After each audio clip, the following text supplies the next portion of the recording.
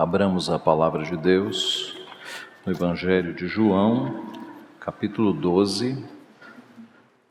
Leremos dos versos 44 a 50. João 12, de 44 a 50. Diz assim a santa, inerrante, infalível, suficiente palavra do Senhor. E Jesus clamou dizendo: quem crê em mim, crê não em mim, mas naquele que me enviou. E quem me vê a mim, vê aquele que me enviou. Eu vim como luz para o mundo, a fim de que todo aquele que crê em mim não permaneça nas trevas. Se alguém ouvir as minhas palavras e não as guardar, eu não o julgo, porque eu não vim para julgar o mundo, e sim para salvá-lo. Quem me rejeita e não recebe as minhas palavras, tem quem o julgue. A própria palavra que tenho proferido, essa o julgará no último dia. Porque eu não tenho falado por mim mesmo, mas o Pai que me enviou, esse me tem prescrito o que dizer e o que anunciar. E sei que o seu mandamento é a vida eterna. As coisas, pois, que eu falo como o Pai me tem dito, assim falo. Vamos orar mais uma vez? Pai Santo, Deus bendito, te louvamos por estes momentos tão preciosos em que podemos adorar o Teu nome, podemos ter comunhão com o Senhor, com os nossos irmãos e podemos receber a Tua palavra, que é vida para o nosso corpo, que é vida para a nossa alma, ó Pai. Pedimos que o Senhor nos alimente com a Tua santa palavra, nos exorte, nos fortaleça, nos prepare, nos habilite, ó Pai, para fazermos a Tua vontade. Fica conosco, é o que nós pedimos e agradecemos humildemente, em nome de Jesus. Amém. O que é a fé? A fé é algo que pode ser vista? Não. A fé é algo que nós podemos colocar na lente de um microscópio e enxergar as suas partículas e componentes? Também não. A fé, será que é algo intelectual apenas? Não, você sabe que é mais que isso. Será que a fé é algo parecido com a emoção? É mais do que isso. A fé é algo bastante profundo que Deus nos deu, algo que nós não vemos, mas que nós sentimos. Os reformadores, meditando e discutindo e mergulhando nas Escrituras sobre esse tema, eles identificaram três formas de ver a fé, três, digamos, perspectivas para cercar o conceito do que seja a fé. Eles usaram três palavras em latim: notícia, assensus e fidúcia. Notícia seria o aspecto intelectual da fé, a percepção de que algo é verdadeiro. E de fato, a fé, ela contém essa parte intelectual. A fé não é, como alguns dizem, um salto no escuro, um atirar-se sem saber onde vai cair. A fé, ela tem um conteúdo racional. Eu sempre me lembro, na época da infância, quando a minha irmã, 5 anos mais nova que eu, ela esperava o meu pai chegar do serviço à noite e ela subia na pia, apagava a luz da cozinha, ficava tudo escuro, e quando meu pai entrava na porta, ela pulava nos braços do meu pai, no escuro. E veja, aquele salto no escuro não era irracional, porque ela sabia que o pai tinha forças para segurá-la, e sempre a segurava. Então, a nossa fé, ela tem um conteúdo de razão. É um pular no escuro, mas sabendo que o nosso Pai, Ele tem forças para nos segurar sempre, e sempre nos segura. Na verdade, quanto mais nós conhecemos a Deus, mais a nossa fé cresce, porque mais nós percebemos a sua força, o seu poder, e o quanto Ele já fez pelo seu povo. Então, de fato, como os reformadores concluíram, a fé tem esse componente intelectual, que eles chamaram de notícia. Mas o que eles chamaram de assensus tem a ver com um assentimento emocional. Você entender que algo é correto. Você aceitar aquela verdade no teu coração. Seria um assentimento da verdade. Algo um pouco mais emocional do que meramente intelectual. E a fé tem este aspecto também, de você entender que Deus é verdadeiro, que Cristo morreu na cruz para te salvar, e você receber essa verdade no teu coração. E a terceira palavra usada por eles foi fidúcia, que tem a ver com confiança, que geralmente é o sentido mais usado para nós, para a fé. A confiança de que Deus está conosco, a confiança de que no final vai dar tudo certo, a confiança na palavra que nos leva a crer nas promessas de Deus, que nos leva de fato a acreditar que Deus está cuidando de nós, que Deus está zelando, de que nós estamos nas mãos dEle, nas suas mãos poderosas, paternais. A fidúcia é essa confiança que nós temos em Deus. Mas note que a fé, então, ela não é desligada de um objeto. Você não pode ter fé apenas como um ato de fé. Essas três palavras apontam para um objeto. É um conhecimento e aceitação intelectual de uma verdade, no nosso caso de Jesus Cristo. É um assentimento, um receber no coração de um objeto, ou tem como objeto uma pessoa, Jesus Cristo. E também não é apenas o ato de crer, mas é o crer tendo um objeto, tendo uma pessoa. Crer em Deus, crer em Deus. O texto que nós temos diante de nós, ele fala sobre fé genuína. Se você reparar, várias vezes Cristo usa o verbo crer, crer, crer, crer. Então, esse resumo dos ensinos de Cristo que João colocou aqui nesta parte do Evangelho, ele está falando basicamente sobre a fé verdadeira, a fé genuína. E nós podemos dividir este texto em três partes, e a primeira delas é a lição de que a fé verdadeira se baseia em Deus Pai e Deus Filho. Você não pode separar. Você não pode apenas crer em Deus Pai. Algumas pessoas neste mundo, no nosso Brasil, dizem que creem em Deus com a boca cheia. Mas se você perguntar mais, você percebe que Cristo é secundário na vida delas. Mal sabem algo sobre Cristo. As pessoas aqui no Brasil, muitas, dizem crer em Deus como uma força que está pronta para fazer o bem, para ajudá-las, O ditado Deus é Pai, Deus vai me ajudar, mas não confiam em Cristo. Quanto a Cristo, tem uma visão de um Cristo preso na história. Cristo morreu naquela cruz, ressuscitou, talvez, mas é uma fé muito enfraquecida, é uma fé num Deus que eles acham que é um Deus que só faz o bem, um Deus que não julga ninguém, e uma concepção bastante fraca de Cristo. Não entendem que Jesus é o Cristo glorificado, que Jesus é o Deus encarnado. Isso é incredulidade, meus irmãos. Crer em Deus, mas não crer em Cristo, é incredulidade. É não conhecer a pessoa de Deus. E Cristo está falando isso aqui. Jesus clamou dizendo: quem crê em mim, crê não em mim, mas naquele que me enviou. E quem me vê a mim, vê aquele que me enviou. Jesus está mostrando que crer nele e crer em Deus Pai é a mesma coisa. E como esse texto é um resumo do Evangelho, isso aponta para muitas outras vezes que Jesus falou sobre isso, e eu tenho algumas aqui. Por exemplo, João 8,19. Então eles lhe perguntaram: onde está teu pai? Respondeu Jesus: não me conheceis a mim, nem a meu pai. Se conhecesseis a mim, também conheceríeis a meu Pai.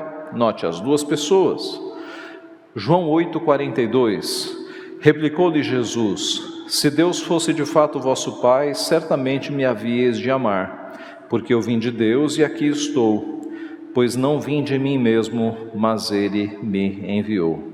Se vocês fossem de fato de Deus Pai, vocês me amariam, porque eu fui enviado por Ele. João 10,38, mas se faço e não me credes, credes nas obras, para que possais saber e compreender que o Pai está em mim e eu estou no Pai. João 13,20, em verdade vos digo, quem recebe aquele que eu enviar, a mim me recebe, e quem me recebe, recebe aquele que me enviou. E por fim, disse-lhe Jesus: Filipe, há tanto tempo estou convosco e não me tens conhecido, quem me vê a mim, vê o Pai. Como dizes, mostra-nos o Pai. Então, observe que a pessoa de Cristo não pode ser separada da pessoa do Pai. A pessoa não pode dizer, eu creio em Deus, e desconsiderar Jesus Cristo, e não crer em Jesus Cristo. O próprio Cristo disse, eu e o Pai somos um, em João 10,30. Então, estão erradas aquelas pessoas que dizem crer em Deus, mas não creem no Cristo glorificado. Estão errados os judeus que creem em Deus Pai, mas não aceitam Jesus como Deus Filho, continuam esperando o Messias. Estão errados também os muçulmanos, que não olham para Jesus como um Salvador, mas no máximo como um profeta. E errados estão todos aqueles que dizem que creem em Deus, mas não dão atenção a Jesus Cristo e não dão atenção às suas palavras. Eu diria que isso não é nem ser cristão nominal, é não ser cristão. E essa é a maioria da prática da nossa sociedade. Pergunte para os teus amigos, se eles creem em Deus, eles vão dizer, creio. E você crê em Cristo? Creio. Por quê? Dificilmente ele vai avançar nessa resposta. As pessoas se dizem cristãs, mas não seguem a Jesus Cristo, não obedecem a Jesus Cristo, não têm Cristo como o Senhor da vida delas e muito menos como seu Salvador.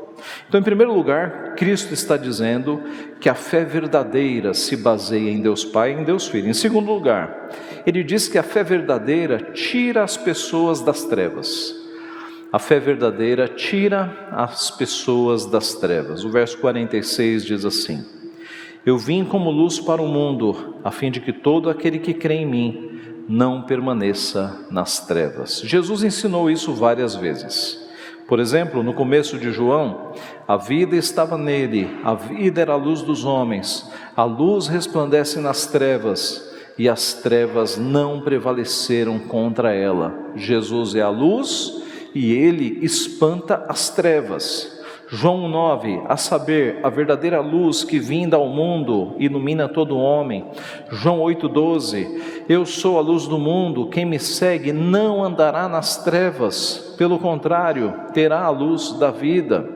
João 9,5, enquanto estou no mundo, sou a luz do mundo. E João 12, 35 e 36, ainda por um pouco a luz está convosco, andai enquanto tendes a luz, para que as trevas não vos apanhem. E quem anda nas trevas não sabe para onde vai. Enquanto tendes a luz, crede na luz, para que vos torneis filhos da luz. Ora, então é bastante marcante no ministério de Cristo ele trazer para si o nome ou o título de luz do mundo. A luz que espanta as trevas, que tira as pessoas das trevas. Isaías havia profetizado, Isaías 9,2, o povo que andava em trevas viu grande luz, e aos que viviam na região da sombra da morte, resplandeceu-lhes a luz. E Paulo vai falar sobre esse fenômeno de Cristo tirando as pessoas das trevas, quando ele diz: porque Deus que disse, das trevas resplandecerá a luz, Ele mesmo resplandeceu em nosso coração, para a iluminação do conhecimento da glória de Deus na face de Cristo. Isso ele escreveu em 2 Coríntios 4, 6. Em Efésios 5, 8, Pois outrora éreis trevas, porém agora sois luz no Senhor, andai como filhos da luz. Colossenses 1,13, que nós lemos: Ele nos libertou do império das trevas e nos transportou para o reino do Filho do seu amor. E por fim, 1 Pedro 2,9: Vós, porém, sois raça eleita, sacerdócio real, nação santa, povo de propriedade exclusiva de Deus, a fim de proclamardes as virtudes daquele que vos chamou das trevas para a sua maravilhosa luz. Então note que todos esses versículos nos ensinam que Jesus é a luz que, vinda ao mundo, ilumina os homens e tira as pessoas das trevas. Que trevas? Ora, trevas da ignorância. Antes de Cristo, nós vivíamos neste mundo perdidos, sem saber qual era a verdade última, o sentido último da vida, por que é que nós estamos aqui, o que é que nós estamos fazendo, para onde nós vamos. Era uma vida de trevas, trevas de ignorância. Cristo é a luz que ilumina os nossos olhos e nos mostra exatamente por que é que nós estamos aqui, o que é que nós devemos fazer e para onde nós vamos. Nós não estamos perdidos mais neste mundo, nós temos a luz da palavra. E a própria Bíblia várias vezes se denomina como esta luz, não é? Por exemplo, quando ela diz: lâmpada para os meus pés é a tua palavra, luz para os meus caminhos. Mas também trevas do pecado. Nós vivíamos nas trevas, pecando contra Deus. E aqui nós vemos que a fé verdadeira, ela nos inicia no caminho da santificação, porque tirar das trevas é tirar do pecado. Alguém já disse, John Wesley disse: a conversão tira o cristão do mundo, e a santificação tira o mundo do cristão. A conversão tira o cristão do mundo, e a santificação tira o mundo do cristão.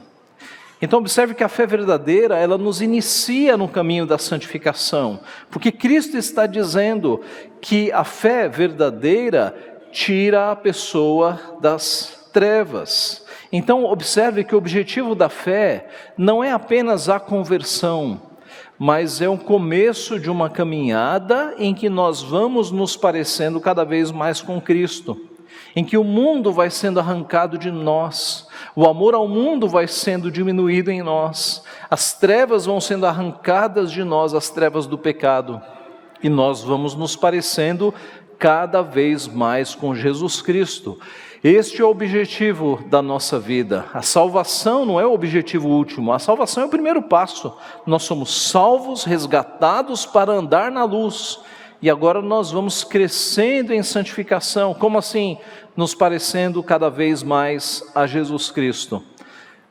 Nas suas palavras, nas suas respostas, na sua forma de agir, na sua forma de viver, na sua forma de obedecer e na sua forma de atuar em todos os relacionamentos, cada vez mais parecidos com Cristo.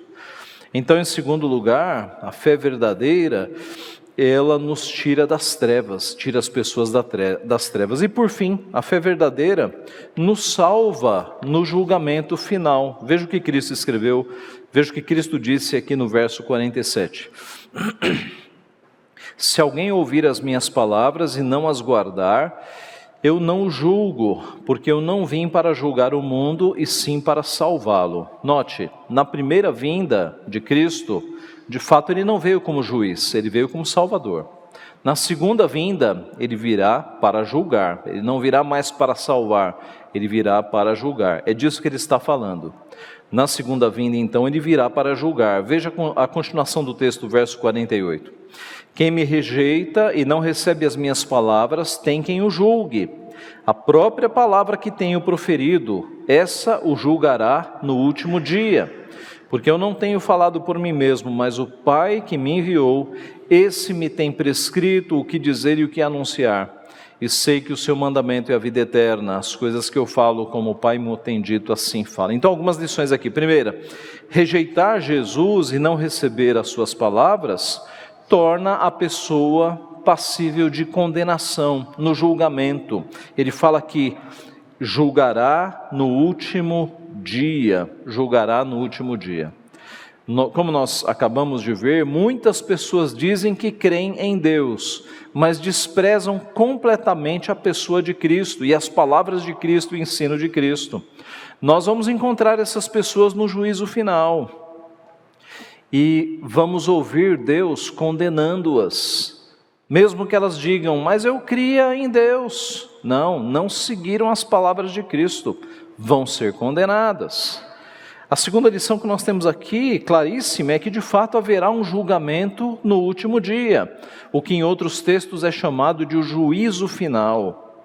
Alguns textos mostram claramente isso, por exemplo, Mateus 25, 31 e até o 33. Quando vier o Filho do Homem na sua majestade, todos os anjos com ele, então se assentará no trono da sua glória, e todas as nações serão reunidas em sua presença, e ele separará uns dos outros, como o pastor separa dos cabritos as ovelhas, e porá as ovelhas à sua direita, mas os cabritos à esquerda. Então observe que todas as nações serão reunidas na sua presença, e ele separará os salvos dos não salvos, os justificados dos condenados. Paulo escrevendo aos Coríntios, capítulo 5, verso 10, porque importa que todos nós compareçamos perante o tribunal de Cristo, para que cada um receba segundo o bem ou o mal que tiver feito por meio do corpo. Todos nós, os crentes não escaparão do tribunal, os crentes passarão para o tribunal, não para que sejam condenados ou salvos, porque nós já estamos, mas como diz o texto, para que nós recebamos o bem ou o mal que tivermos feito. A Bíblia fala em alguns lugares sobre galardão. É no último dia, no julgamento final, que as nossas obras serão pesadas e nós receberemos ali o que a Bíblia chama de galardão. No juízo final, as nossas palavras serão julgadas. Cristo disse o seguinte: toda palavra frívola que proferirem os homens, dela darão conta no dia do juízo, porque pelas tuas palavras serás justificado e pelas tuas palavras serás condenado. Os nossos pensamentos e os nossos segredos serão julgados no juízo final. Romanos 2,16, no dia em que Deus, por meio de Cristo Jesus, julgar os segredos dos homens de conformidade com o meu evangelho. Então, este juízo final, este último dia, será um tribunal terrível. Imagine um tribunal dirigido pelo Santíssimo Deus, pelo onisciente Deus, que conhece não apenas todos os fatos, palavras e pensamentos, mas conhece até as motivações do coração. Será um tribunal terrível de fato. E imagine que a quantidade de pecados que as pessoas responderão neste tribunal, né? Vamos fazer aquelas contas que nós já fizemos aqui. Imagine que você cometa 10 pecados por dia. E nós estamos aqui estamos sendo muito bondosos, né? Porque é possível cometer 10 pecados em 1 minuto. Mas digamos que você cometa 10 pecados por dia. Ao final de um ano, você terá cometido 3.650 pecados. Em 10 anos, 36.500 pecados. Se você tem 20 anos, 73.000 pecados. Se você tem 30, 109.500 pecados. Se você tem 40, 146.000 pecados. Se você tem 50, 182.500 pecados. Se você tem 60 anos, 219.000 pecados. 70 anos, 255.500 pecados. E 80 anos, 292.000 pecados. Aqui nós tiramos por baixo, bem por baixo mesmo. Mas eu te pergunto, o que você faria se você comparecesse diante de um tribunal justíssimo para responder por mais de 100.000 crimes? Mais de 100.000 crimes diante de um tribunal justíssimo. Você tem alguma esperança de que um juiz sério te liberaria para ir para casa? Com mais de 100.000 crimes nas costas? Será que alguém teria a loucura de ter tal esperança? Se esse juiz fizesse isso, ele deveria ser preso. Mas o justo juiz de toda a terra não o fará. Não o fará. Que esperança há para alguém diante do Santíssimo Tribunal com 100.000 crimes contra a lei de Deus? Não há nenhuma chance de salvação. Esta condenação é certíssima. A única chance de você não ser condenado neste tribunal, de você não ir para a morte eterna, para pagar pelo que você fez durante a eternidade, é se alguém oferecer uma pessoa santa no teu lugar, para transferir a justiça dele para você. É a única chance que você tem de escapar desta condenação. Achar alguém santo para te substituir, alguém para transferir a justiça toda para você. Aí você me pergunta, mas isso é possível? O juiz concordaria com isso? O juiz concordaria com esta troca, com estes termos? Ora, o juiz não só aceita esta substituição, como ele mesmo entregou o próprio Filho Santo para morrer no teu lugar. O próprio juiz entregou o próprio Filho para morrer no nosso lugar. Isso é o Evangelho, meus irmãos. Sem Cristo, esperança nenhuma de salvação. Sem Cristo, a pessoa vai responder por 100.000, 200.000, 300.000, 1 milhão de pecados, 1 milhão de crimes contra a santíssima lei de Deus. Deus vai perdoar no julgamento final? Não vai, não vai. A justiça de Deus é efetuada ou na cruz ou no inferno. Ou na cruz ou no inferno. Ou ela é paga na cruz do Calvário, ou ela será paga pela eternidade no inferno. Aqui na cruz estão os salvos do Senhor, porque a justiça efetuada na cruz é a justiça substitutiva. Cristo morreu na cruz, levando sobre si os nossos pecados, para que nós fôssemos perdoados. E no final do evento, prestes a morrer, ele grita, ele brada, grita, está consumado, está pago. É um termo contábil ali, né? Tetelestai, está pago, está consumado. Ele pagou pelos nossos pecados. Os nossos 500.000 pecados foram pagos na cruz de Cristo. Ele morreu no nosso lugar santo. Ele morreu. A sua justiça foi atribuída para nós.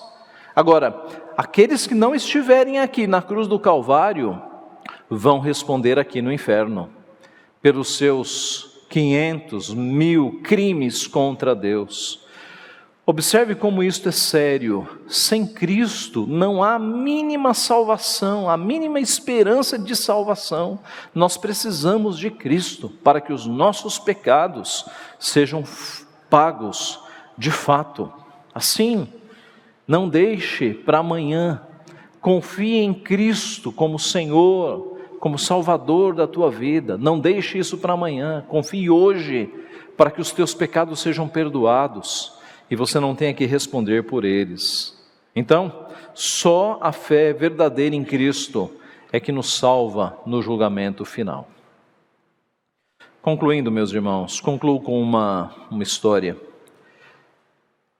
Aos 16 anos de idade, morreu uma adolescente, uma filha de uma mulher muçulmana.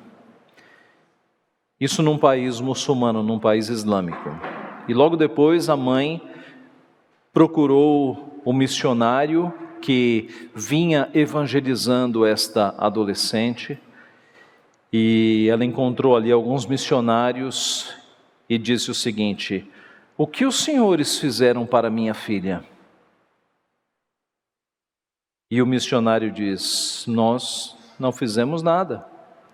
E ela respondeu: ah, sim, vocês fizeram, porque minha filha morreu com um sorriso nos lábios. E geralmente o nosso povo não morre assim.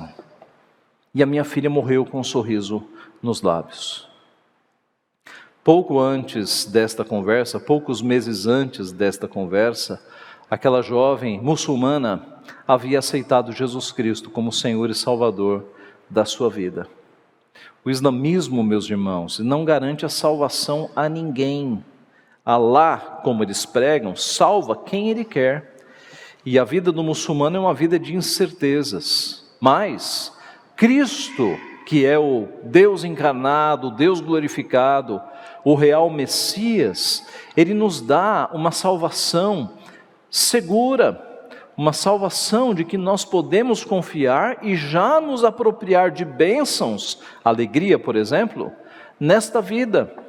Uma fé verdadeira, um assentimento no coração, uma certeza intelectual e muito mais, uma confiança, uma fidúcia, uma confiança de que Ele é o nosso Redentor. Eu sei em quem tenho crido, a certeza absoluta de que se nós morrermos agora, nós estamos nos braços do Pai. Esta é a fé verdadeira. Nós precisamos de fato, meus irmãos, não apenas nos apropriarmos destas certezas, mas passá-las também às pessoas que estão no mundo nas trevas, que estão se perdendo, porque não perceberam que Jesus Cristo é o Salvador. Não há salvação em Buda, não há salvação em Maomé, não há salvação em um possível Messias que os judeus estão dizendo que um dia virá. A salvação está em Cristo Jesus. Só Cristo Jesus viveu santamente, cumprindo toda a justiça de Deus, subiu na cruz, santo, um cordeiro mudo perante os seus tosqueadores, e morreu no nosso lugar, para nos assegurar a salvação. A história da humanidade é dividida assim, antes de Cristo, depois de Cristo. Que a tua vida também seja dividida assim, e que você seja um instrumento para a propagação desta salvação maravilhosa que nós temos em Cristo Jesus. Amém.